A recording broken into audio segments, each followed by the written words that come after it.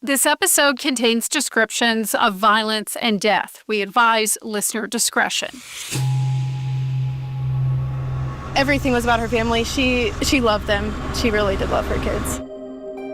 Among those living on Magnolia Court back in July of 2015, one neighbor, Maggie Jacobson, seemed to have had the most contact with April Bever. Their children played together, and April shared parts of her life, especially about her youngest daughter. She was born early, so I talked to April a lot about that she just had some medical issues. That interview was obtained through a process that we refer to in news as door knocking. That's where you go from house to house, trying to talk to anyone who might have seen or heard something or simply knew the family beyond the headline. I always saw the kids out in the backyard just mowing the lawn. It didn't seem like it was a bad family or anything. The kids would do some yard work and they'd be outside from time to time. My son's the same age as their oldest, but they never played together.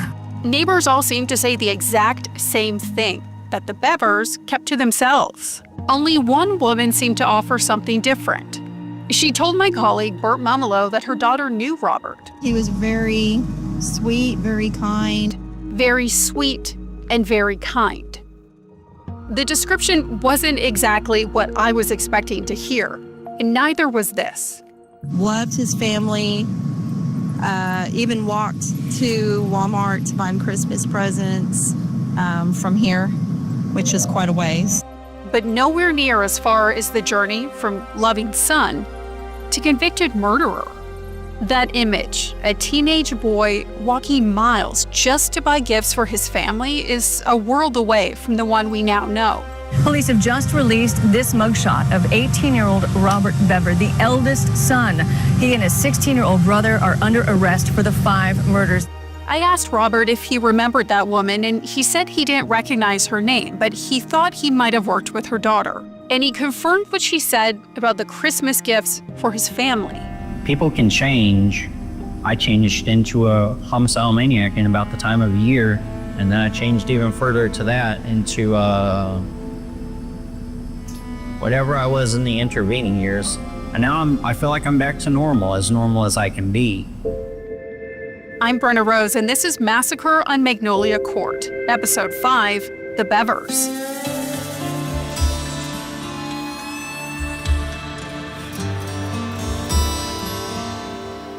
Long before they ever settled on Magnolia Court, records show that David Bever and April Sharp were married in Grayson County, Texas. That was in January of 1987.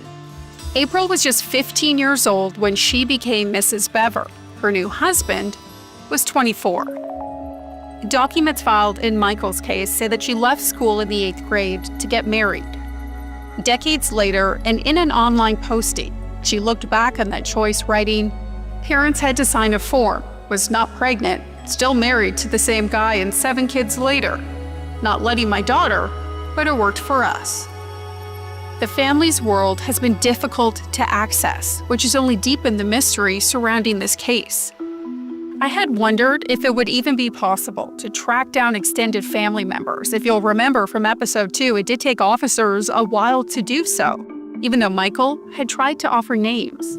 Do you guys have any other family that lives here? He lives in Florida and once in Greenfield. I did find one relative. She lives in another state, but she never called me back. According to those same court filings, the Bevers had cut off contact with most family members in 2012, 3 years before the murders, and for reasons that were never made clear. There's a feeling of evasiveness to all of this, trying to put together pieces of a family's life through the traces that they left on the internet, court documents, and interviews.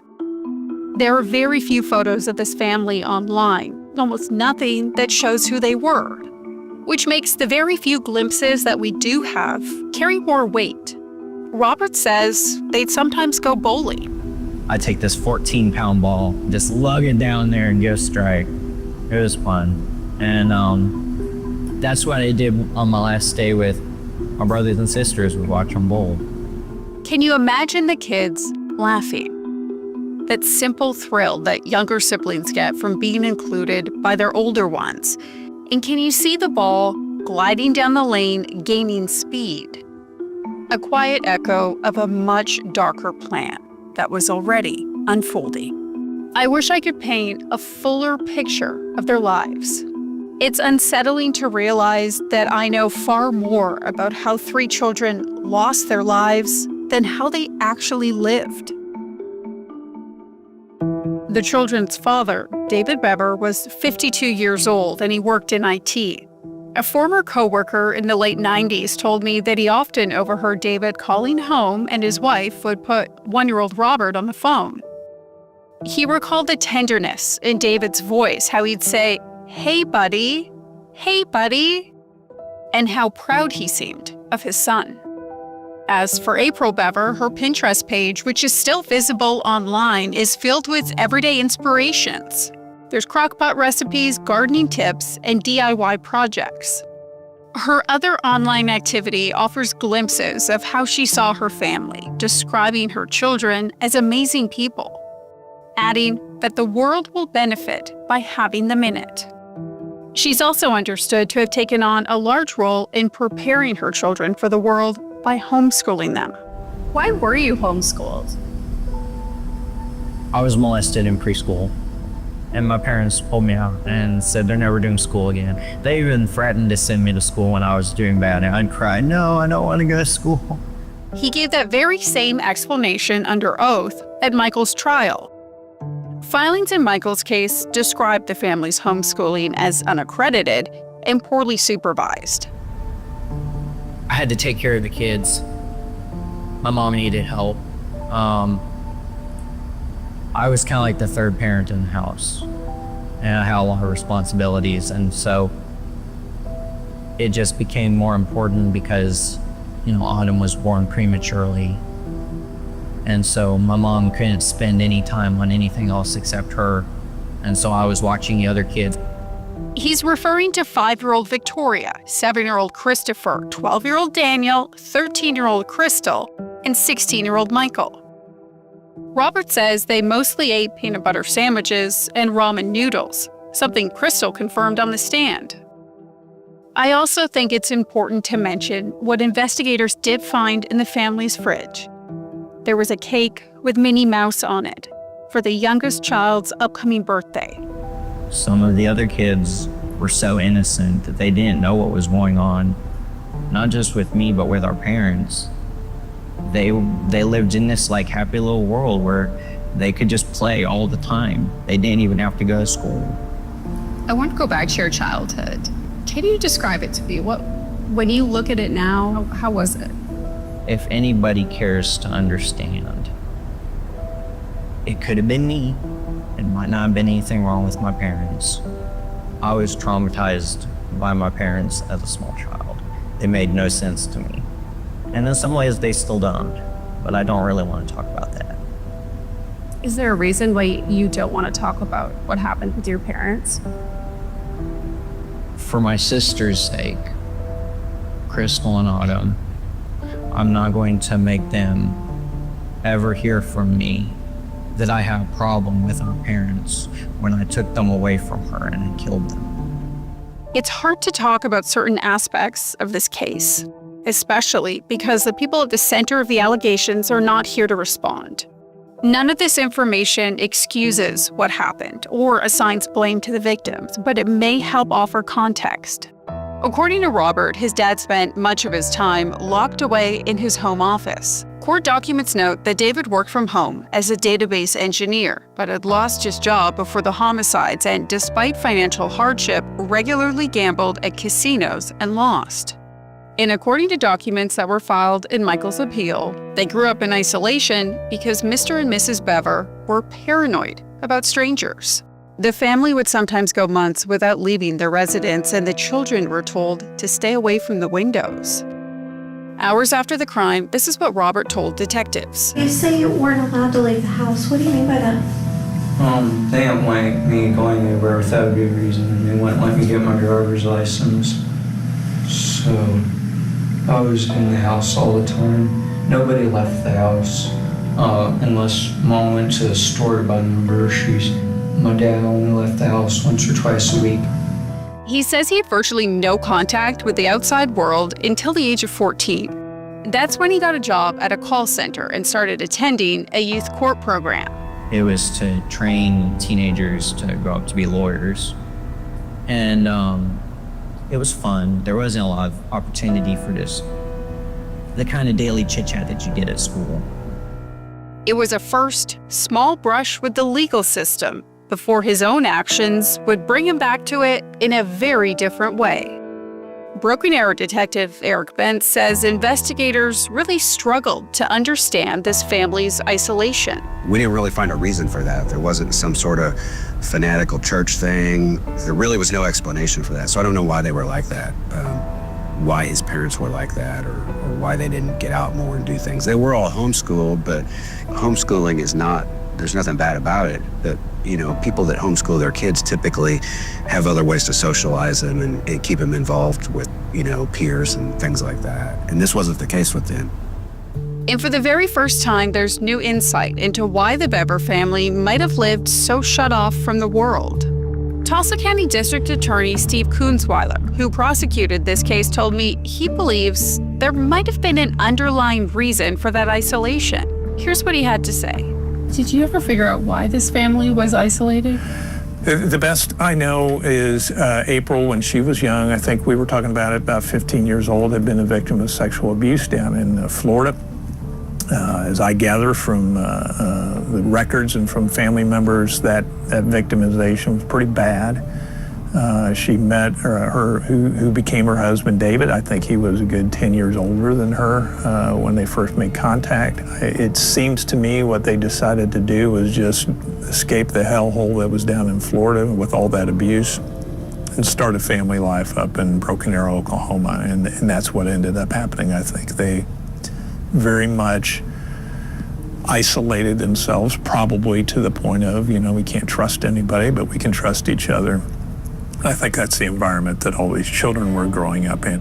He believes that generational trauma might have shaped how April and David approached the world around them. It is such a deep violation of trust, especially if it's familial. You got a family member doing it to you, or maybe a close neighbor or something.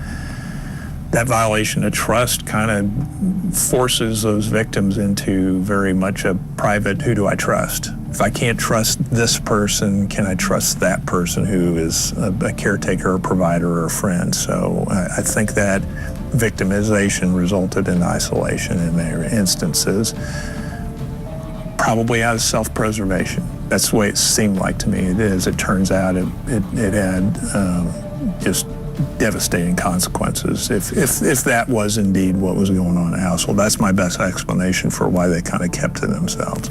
But according to him, Robert still had room to move outside of the home. He was allowed to go get a job. He was allowed to go up to the library. He was allowed to go out on vacation. But something triggered, it appears in his head, that he was, for lack of a better word, not feeling free enough to be able to move on with his life. I think he had every opportunity to do that. But access alone doesn't answer a bigger question. Did Robert have the coping skills? He describes an early conflict that he encountered at the call center. My quality control scores started going down because I'd been kind of snotty and sassy and rude to a quality control agent, and she started failing my calls. And there's another layer to this family's story. Court filings describe an environment where, when April or David took the kids out in public, the kids were under strict orders not to speak to anybody or make eye contact with anybody outside of the family. A violation of that order would result in verbal and physical abuse once they got home. Robert describes what he says discipline looked like to investigators back in 2015. I forgot to turn off the light in the game room upstairs before I came down, so my dad grabbed me by the shirt and he picked me up and he dragged me up the stairs and threw me on the ground. He was like, that costs money. Why didn't you ever call the police or something? About 3 years ago, my mom slapped me so hard, left cuts down both my cheeks, and I took pictures on my phone, and I had the lady from youth services in my contacts. okay, I gotta end this, but I didn't send it because I was like, no, someday I'm gonna take care of this myself. I asked Tulsa County District Attorney Steve Kunzweiler what, if anything, emerged during the investigation. Robert talked about this to police that night. Did you ever find any evidence of abuse? So, our best source would be talking with Crystal. She really didn't talk about really witnessing anything. I think eventually it came out that she talked about a moment or two where Dad might have been physically aggressive with the older brothers. I think she described some instance where the dad kind of shoved Robert up against some cabinets or something in the kitchen. But nothing ever came out to my knowledge where, it was like some kind of backroom beatings on a daily basis, or there was never anything about some kind of sexual victimization. That never came out. There's also a few other things that raise questions, like cameras. Is it go to a computer or something like that? I don't think it was paper printed, no. Oh. Just live. Do you not have, so is there a TV where you can watch it somewhere? Yeah, my dad watches it on his phone. He has an app to watch it. According to court filings, David installed 4 surveillance cameras inside of the home. It's alleged that they were used to monitor the Bever children. I think they had surveillance cameras, but weren't, to my recollection, really weren't recording. I'm almost grateful they weren't. If you remember, that was a point of contention and something that was brought up by the defense in the last episode. It's not known if anyone saw alarming behavior on them leading up to that night in July of 2015. And listening back to my interview with Robert, I realized there were other unknowns too with his job. I'm not sure if he quit or just stopped showing up and was eventually fired. Did his parents see it as normal growing pains, or did it create strain inside of the home? J.K. Rowling once said that your ticket to blame who you are on your parents expires once you turn 18 or when you're an adult, or whatever she said. When I was 18, my parents were already trying to push me out of the house. I didn't have a driver's license. I had nowhere to go. And where he turned next was the internet. I had over 50 Facebook accounts. Those accounts were part of a larger, virtual world that he lived in. A world of games, movies, and online spaces that appear to have pushed him further away from reality. We'll explore that further next time on Massacre on Magnolia Court.